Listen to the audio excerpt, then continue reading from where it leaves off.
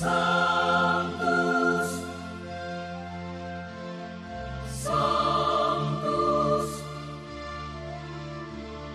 Sanctus Dominus Deus Sabaoth. Bapak, Ibu, dan saudara-saudariku yang terkasih dalam Tuhan kita Yesus Kristus, salam sejahtera untuk kita semua. Berkat Allah yang Maha Kuasa senantiasa menyertai kita. Hari Minggu tanggal 25 Agustus tahun 2024 adalah hari Minggu biasa ke-21. Marilah kita mendengarkan dan merenungkan bacaan-bacaan kitab suci. Dalam nama Bapa dan Putra dan Roh Kudus. Amin. Bacaan pertama dari kitab Yosua bab 24 ayat 1 sampai 2a, dilanjutkan dengan ayat 15 sampai 17 dan ayat 18b. Menjelang wafatnya, Yesus mengumpulkan semua suku Israel di Sikem. Dipanggilnya para tua-tua, para kepala, hakim, dan para pengatur pasukan Israel. Mereka berdiri di hadapan Allah. Maka berkatalah Yosua kepada seluruh bangsa itu, "Jika kamu menganggap tidak baik untuk beribadah kepada Tuhan, pilihlah pada hari ini kepada siapa kamu akan beribadah.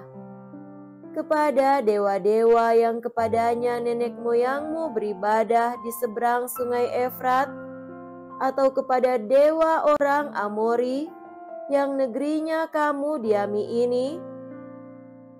Tetapi aku dan seisi rumahku, kami akan beribadah kepada Tuhan." Maka bangsa itu menjawab, "Jauhlah dari kami meninggalkan Tuhan untuk beribadah kepada Allah lain. Sebab Tuhan Allah kita, Dialah yang menuntun kita dan nenek moyang kita dari tanah Mesir, dari rumah perbudakan. Dialah yang telah melakukan tanda-tanda mujizat yang besar ini di depan mata kita sendiri, dan yang telah melindungi kita sepanjang jalan yang kita tempuh dan di antara semua bangsa yang kita lalui. Kami pun akan beribadah kepada Tuhan, sebab Dialah Allah kita." Demikianlah sabda Tuhan. Syukur kepada Allah.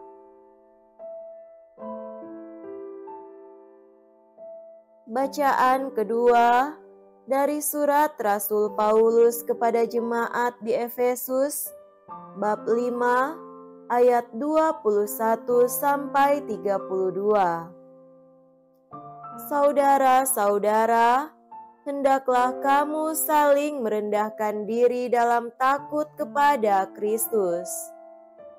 Hai istri, tunduklah kepada suamimu seolah-olah kepada Tuhan. Sebab suami adalah kepala istri, sebagaimana Kristus adalah kepala jemaat. Dialah yang menyelamatkan tubuh. Karena itu, sebagaimana jemaat tunduk kepada Kristus, demikian pula lah istri hendaknya tunduk kepada suami dalam segala sesuatu.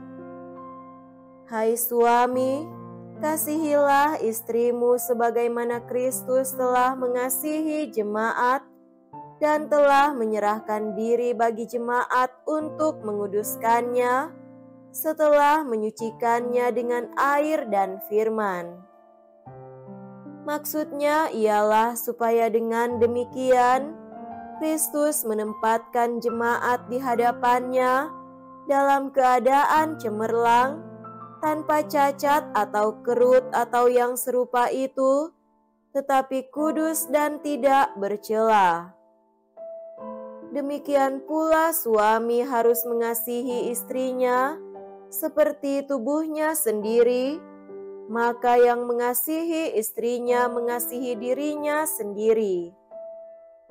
Sebab tidak pernah orang membenci tubuhnya sendiri. Sebaliknya ia merawat dan mengasuhnya seperti Kristus terhadap jemaat, karena kita adalah anggota tubuhnya. Karena itu, laki-laki akan meninggalkan ayah dan ibunya dan bersatu dengan istrinya, sehingga keduanya menjadi satu daging. Rahasia ini sungguh besar. Yang kumaksudkan ialah hubungan Kristus dengan jemaat. Demikianlah sabda Tuhan. Syukur kepada Allah.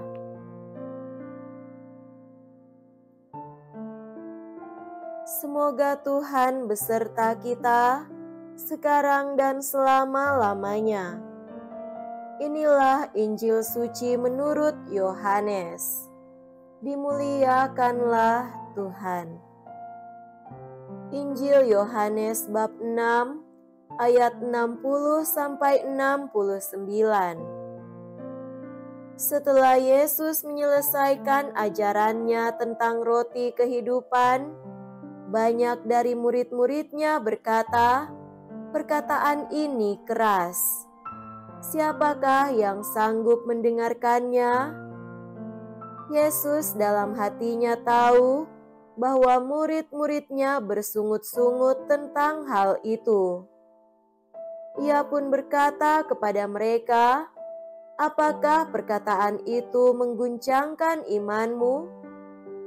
Lalu bagaimana kalau kamu melihat Anak Manusia naik ke tempat di mana ia sebelumnya berada? Rohlah yang memberi hidup, daging sama sekali tidak berguna. Perkataan-perkataan yang kukatakan kepadamu adalah roh dan hidup. Tetapi di antaramu ada yang tidak percaya." Sebab Yesus tahu dari semula siapa yang tidak percaya dan siapa yang akan menyerahkan dia.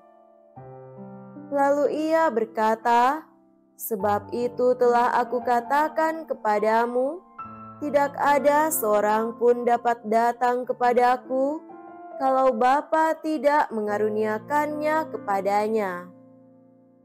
Mulai saat itu, banyak murid mengundurkan diri dan tidak lagi mengikut dia. Lalu kata Yesus kepada ke-12 muridnya, "Apakah kamu tidak mau pergi juga?"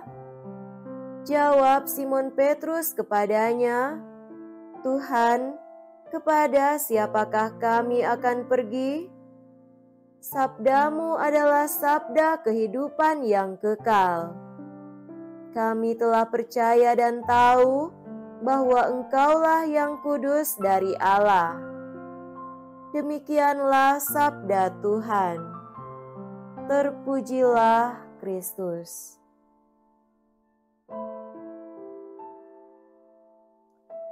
Saudara-saudariku yang terkasih dalam Tuhan kita Yesus Kristus, tema renungan kita pada hari ini adalah percaya dan beribadah dengan tulus dan ikhlas. Mungkin ada umat atau malah diri kita sendiri yang sering merasa berat atau terpaksa mengikuti ibadah.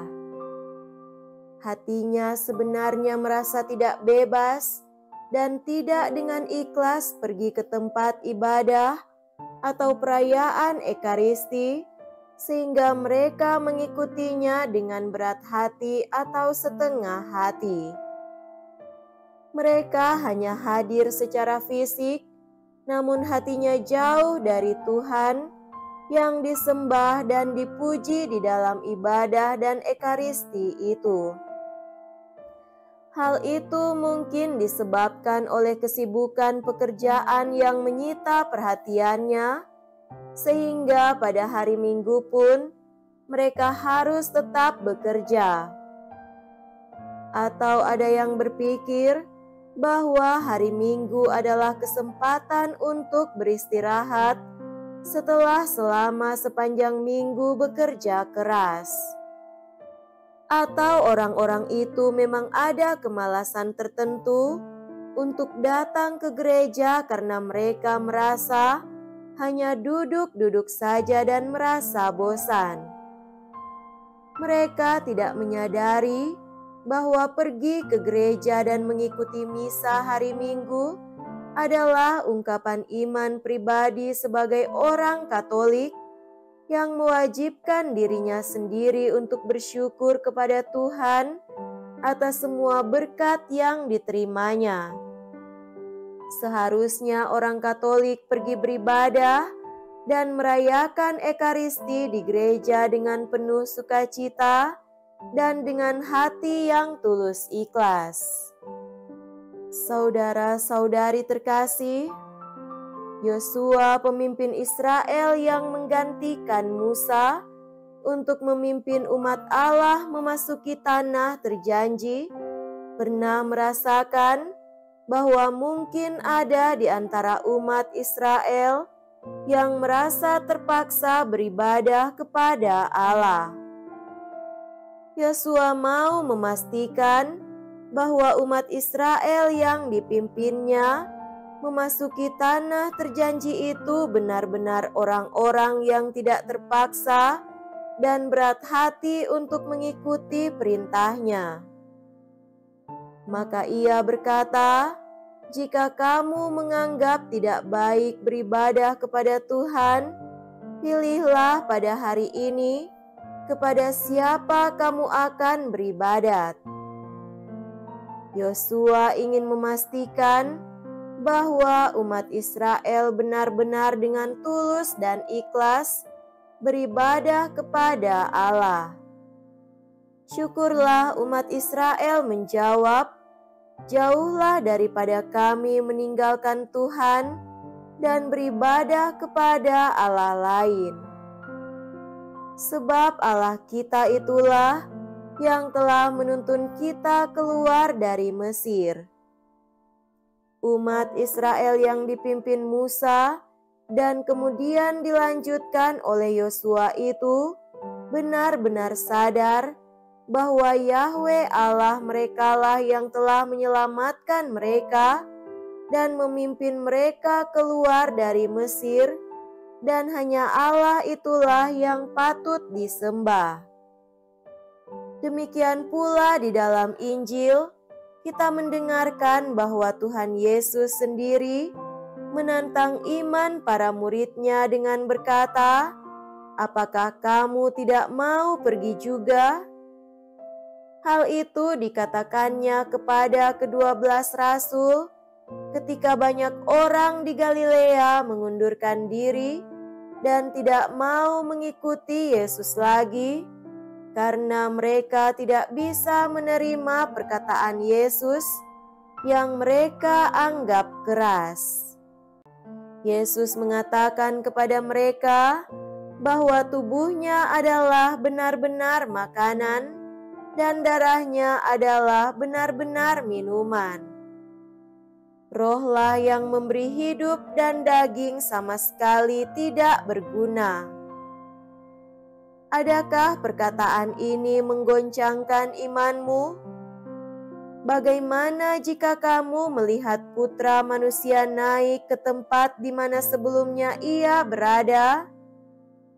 Karena kata-kata Yesus yang menurut orang-orang Galilea itu keras, maka banyak dari mereka mengundurkan diri. Dan Yesus menantang ke-12 murid-Nya untuk mengambil sikap, apakah mereka juga mau ikut-ikutan mengundurkan diri atau tidak. Dan Petrus menjawab, mewakili para murid yang lain, dan Petrus menjawab, mewakili para murid yang lain, dan semoga juga mewakili semua umat Kristiani yang sudah percaya kepada Kristus. Tuhan, kepada siapakah kami akan pergi? Perkataan-Mu adalah perkataan hidup yang kekal, dan kami telah percaya dan tahu bahwa Engkau Kristus Putra Allah. Saudara-saudariku yang terkasih, dari kedua bacaan kitab suci itu, kita belajar bahwa iman umat Israel dan iman para rasul adalah iman yang tulus ikhlas dan iman yang dihayati dengan penuh kesadaran dan kebebasan. Mereka tidak merasa terpaksa dan beribadah kepada Allah dan untuk percaya kepada Kristus. Mereka telah percaya dan tahu bahwa Allah yang mereka sembah adalah Allah yang benar. Mereka percaya dan tahu bahwa perkataan Kristus adalah perkataan hidup yang kekal. Misteri keselamatan yang telah dinyatakan oleh firman Tuhan hari itu dijelaskan dalam bacaan kedua oleh Rasul Paulus, sebab rahasia hubungan Kristus dengan gerejanya yang tidak terpisahkan.